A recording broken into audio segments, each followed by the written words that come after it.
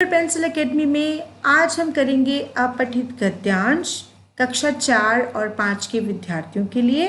जैसा कि मैं आपको पहले की वीडियोस में भी बता चुकी हूँ कि अपठित गद्यांश सभी हिंदी प्रश्न पत्रों का एक महत्वपूर्ण भाग होता है, जिसमें आपको किसी भी लेख, कहानी या निबंध का एक छोटा सा भाग दिया जाता है, जिसे पढ़कर आपको उस गद्यांश से संबंधित प्रश्नों के उत्तर देने होते हैं। प्रश्न के तौर पर आपको दिया जाता है निम्नलिखित गद्यांश पढ़कर दिए गए प्रश्नों के उत्तर दीजिए। बच्चों, जब भी आप अपठित गद्यांश करते हैं तो अपठित गद्यांश को पढ़ते और उससे संबंधित प्रश्नों का अभ्यास करते समय आपका कहीं ना कहीं बौद्धिक विकास भी होता है और साथ ही हिंदी भाषा को पढ़ना और लिखना आप बहुत अच्छे तरीके से सीखते हैं। तो अपठित गद्यांश को अपने दैनिक अभ्यास में शामिल करना आपके लिए बहुत आवश्यक है। तो चलिए हम इस अपठित गद्यांश को पढ़ना शुरू करते हैं। मैक्सिम गोर्की बहुत गरीब थे, पर वे पढ़ना चाहते थे। इसके लिए उन्होंने एक कबाड़ी के यहाँ नौकरी कर ली थी। कबाड़ी की दुकान में रोज हजारों पुस्तकें आती थी। काम के बाद जब भी उन्हें समय मिलता वे किताबें पढ़ते। एक दिन गोर्की ने खेल खेल में एक कहानी लिखकर उसे समाचार पत्र में छपने के लिए भेज दिया। कुछ दिनों के बाद कहानी प्रकाशित हुई और एक सुप्रसिद्ध लेखक ने उस कहानी के लिए गोर्की को बधाई पत्र भी भेजा। यह देखकर गोर्की का उत्साह बढ़ गया। यही गोर्की आगे चलकर बहुत बड़े लेखक बने। इस प्रकार मैक्सिम गोर्की ने साबित कर दिया कि यदि मन में लगन और आगे बढ़ने की चाह हो तो बड़ी से बड़ी बाधा भी ध्वस्त होकर गिर जाती है। तो बच्चों, आपने इस पूरे गद्यांश को पढ़ा। गद्यांश को पढ़ने के बाद मैं आपको इस गद्यांश का एक एक भाग बहुत अच्छे तरीके से समझाना चाहती हूँ, जिससे आपकी हिंदी वोकैबुलरी बढ़ जाए।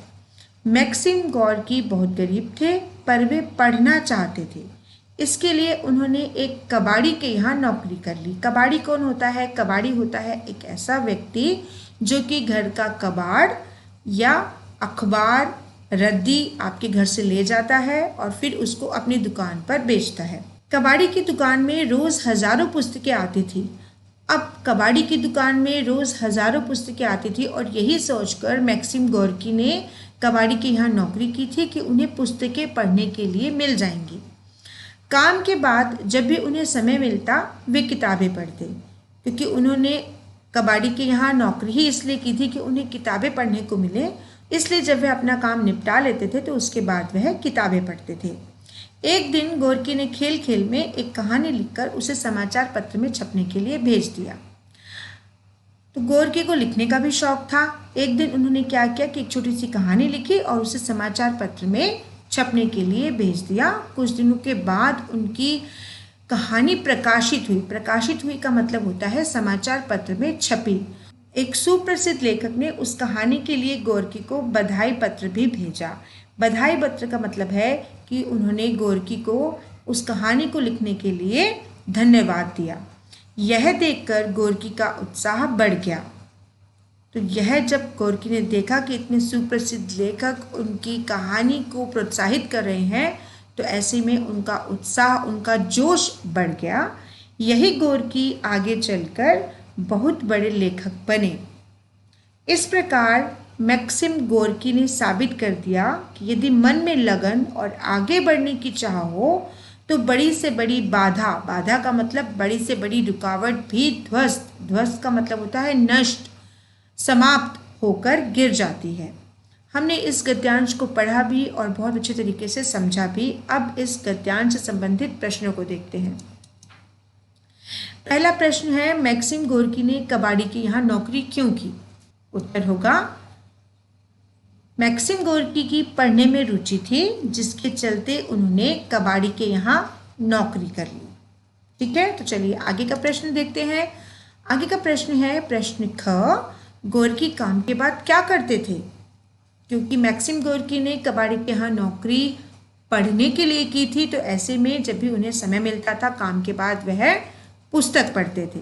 इस प्रश्न को आप इस तरह से लिखेंगे, काम के बाद जब भी गोर्की को समय मिलता वह किताबें पढ़ते थे। प्रश्न ग की तरफ बढ़ते हैं। ग प्रश्न है, समाचार पत्र में कहानी भेजने पर क्या हुआ? उत्तर है, समाचार पत्र में कहानी भेजने पर एक सुप्रसिद्ध लेखक ने उन्हें बधाई पत्र भेजा। बधाई पत्र पाकर गोरकी का उत्साह बढ़ गया। प्रश्न घ है, मन में लगन और आगे बढ़ने की चाह से क्या संभव हो सकता है? और इस प्रश्न का उत्तर होगा, मन में लगन और आगे बढ़ने की चाह हो तो जीवन में बड़ी से बड़ी बाधा भी ध्वस्त की जा सकती है।